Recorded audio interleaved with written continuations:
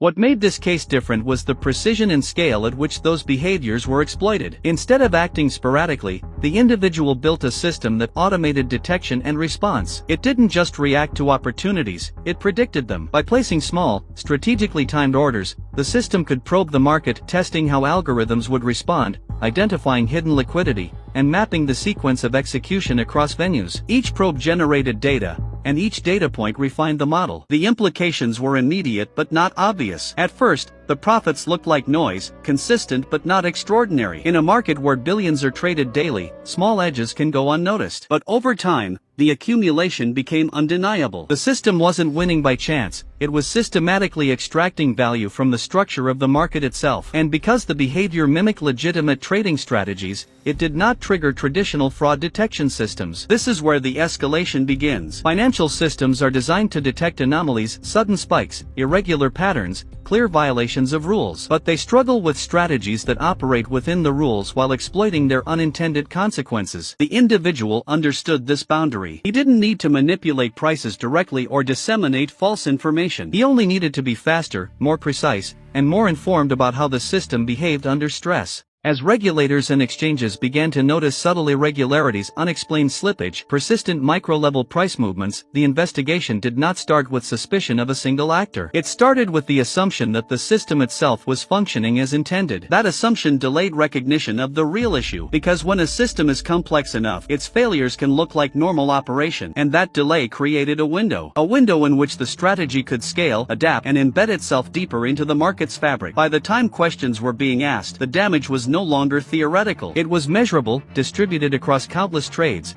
and hidden within the very metrics used to evaluate market efficiency. What follows is not a story of a sudden collapse or a dramatic breach, but of a gradual realization that the integrity of the market was not compromised from the outside, but reshaped from within. And as the investigation moved from surface-level anomalies to structural analysis, the true nature of the exploit began to emerge, raising a far more unsettling question. If one individual could identify and leverage these hidden dynamics, how many others were already doing the same without being detected?